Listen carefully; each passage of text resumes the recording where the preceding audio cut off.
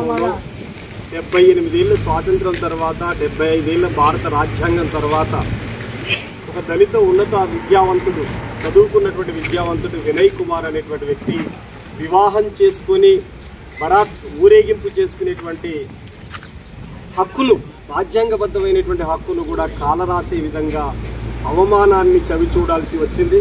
చాలా దురదృష్టకరమైనటువంటి పరిణామం.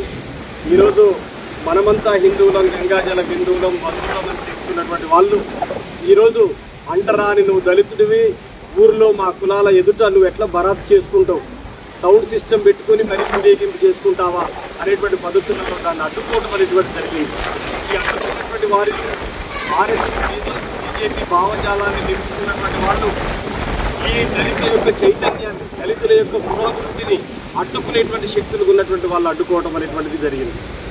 ఈ ఘటన పూర్వాపరాల్లోకి వస్తే వారు వినయ్ కుమార్ వివాహం చేసుకోవడానికి ముందుగా ఆ ఊరు బెల్కటూరు టెంపుల్లో వివాహం చేసుకోవడానికి అనేక అడ్డంకులు సృష్టించినటువంటి వాళ్ళు పక్కనే ఉన్నటువంటి వీరారెడ్డి పెళ్లిలో పెళ్లి చేసుకొని ఇక్కడ బరాత్ చేసుకుంటా ఉంటే బరాత్ సౌండ్ సిస్టమ్ పెట్టినటువంటి వ్యక్తిని గత నెల 18వ తేదీన మే 18వ తేదీన ఈ ఇన్సిడెంట్ జరిగింది.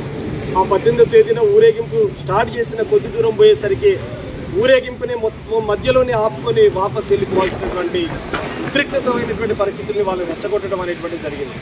వాస్తవంగా ఊరేగింపు చేసుకునేటువంటి ముందు కూడా ఈ ఊర్లో పర్మిషన్ తీసుకోవాలట.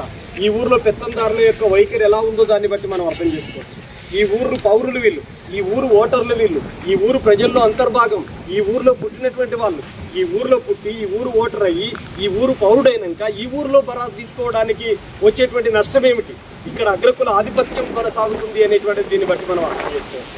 అదేవిధంగా బీజేపీ ఆర్ఎస్ఎస్ యొక్క మూల సిద్ధాంతాల్లో దళితులు అనేటువంటి వాళ్ళు ఊరి బయట ఉండాలి, ఊరికి చివరిలో ఉండాలి, అసై అంటే ఒసై అంటే అరే అంటే ఒరే అంటే పడుతూ ఉండాల్సినటువంటి వాళ్ళు మాతో పాటు సమఉజ్జీలాగా బరాత్ తీసుకోవటం ఏంటి, మాతో పాటు సమఉజ్జీలాగా ఊరి నడిబొడ్డున ర్యాలీ పెట్టడం ఏంటి అనేటువంటి పద్ధతులలో వాళ్ళకి ఆగ్రహం వచ్చేసింది. ఆ రూపంలోనే అడ్డుకోవటం అనేటువంటి జరిగింది.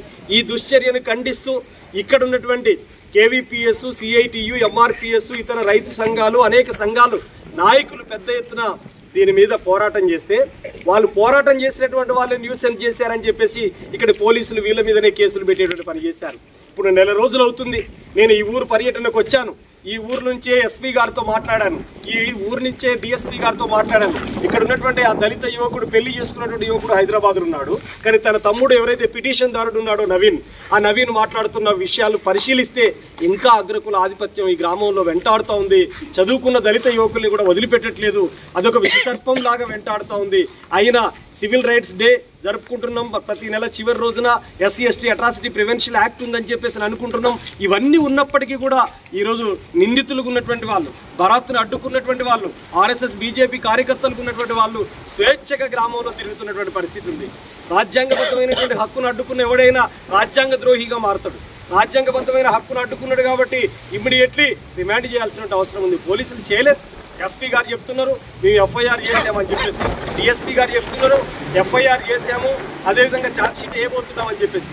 మీరు ఇప్పటి వరకు ఎందుకు అరెస్ట్ చేయలేదు అనేటువంటిది మేము డిమాండ్ చేస్తాము. డిఎస్పీ గారు బాలకృష్ణారెడ్డి గారు, అదేవిధంగా ఎస్పీ గారు కూడా మరో రెడ్డి గారు, నేనేం కోరుతున్నానంటే వారు అగ్రకులాల నుంచి వచ్చిన చట్టాన్ని గౌరవించాల్సిన బాధ్యత వాళ్ళ పైన ఉంది. అట్లా గౌరవిస్తారనే నమ్మకం కూడా వాళ్ళ మీద ఉంది.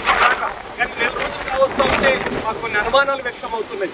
ఇప్పటికి కూడా అరెస్ట్ చేయట్లేదంటే నిందితులతో పాటు మీరు ఏంటి అనేటువంటిది, మిమ్మల్ని ఏమో అర్థం చేసుకోవాలనేటువంటిది ఆలోచిస్తున్నాం. ఇప్పుడే చెప్పారు 2 రోజుల్లో మేము అరెస్ట్ చేస్తామనేటువంటి మాట చెప్పారు.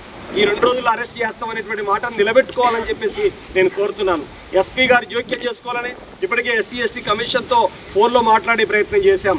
అదేవిధంగా డీజీపీ గారిని కలిసేందుకోసం ప్రయత్నం చేస్తూ ఉన్నాం. దీని మీద మొత్తం తాండూరు నియోజకవర్గంలో ఉన్నటువంటి అన్ని దళిత సంఘాలు, దళితులు, గిరిజనులు, బలహీన వర్గాలు, బీసీలు కూడా ఆలోచించాలి. కేవలం ఇది బీసీ ఎస్సీల పంచాయతీ కాదు. బీసీల్లో ఉన్నటువంటి 4 యువకులు అగ్రకుల ఆధిపత్యంతో చేసినటువంటి అరాచకమైనటువంటి చర్య ఇది.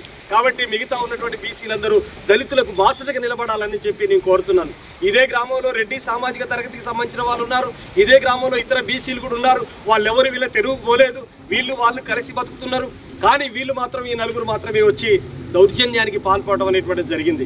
అంతేకాదు ఈ దళితులు ఉన్నటువంటి వాళ్ళు పనికి పోతే కూలి నాలి పనులకు వెళ్తూ ఉంటే ఆ దళితులకు సంబంధించినటువంటి వాళ్ళకు మీరు కూలీనాలు ఎట్లా పిలుస్తారని చెప్పేసి ఎవరైతే పిలిచిండో యజమాని, ఆ పొలం యజమాని ఎవరైతే ఉన్నారో ఆయనకు వార్నింగ్ ఇచ్చేటువంటి పని ఆ నలుగురు చేశారనేటువంటిది వచ్చింది. అంటే దళితులు పనికి వెళ్లకుండా అడ్డుకోవటం కూడా అట్రాసిటీ కిందికే వస్తుంది. అది మరో కేసు ఎఫ్ఐఆర్ చేయమని చెప్పేసి నేను ఇక్కడ ఉన్నటువంటి డిఎస్పీ గారిని కోరుతా ఉన్నాను. దళితులు పనులోకి వెళ్లకుండా అడ్డుకోవటం కానీ, దళితులు బరాజ్ చేసుకుంటూ అడ్డుకోవటం కానీ, ఈ అడ్డుకునేటువంటి చర్య మాత్రం ఇది ఆటవిక చర్య. ఈ ఆధునిక యుగంలో ఇట్లాంటి ఆటవికుల యొక్క ఆగడాలు సాగనీయమనేటువంటి పద్ధతులలో ఇక్కడ అనేక మంది దళిత యువకులు మీరందరూ చూస్తూ ఉన్నారు.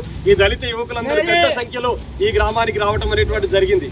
ఈ గ్రామంలో ర్యాలీ పెట్టారు, అంబేద్కర్ గారి దగ్గర నినాదాలు చేశారు. ఆ పద్ధతులలో అండగా నిలబడ్డారు. వినయ్ కుమార్, నవీన్ కుమార్ కుటుంబానికి కూడా అండగా నిలబడ్డారు. కాబట్టి ఈ గ్రామ పుర ప్రముఖులు కూడా అందరూ కూడా అండగా నిలబడాలని, ఇట్లాంటి ఘటనలు మరోసారి జరగకుండా చూడాలని, తక్షణమే ఆ నలుగురిని అరెస్ట్ చేయాలని, లేకపోతే తాండూరు వ్యాప్తంగానే కాదు రాష్ట్ర వ్యాప్త ఉద్యమంగా మలుస్తామని చెప్పేసి హెచ్చరిస్తున్నారు.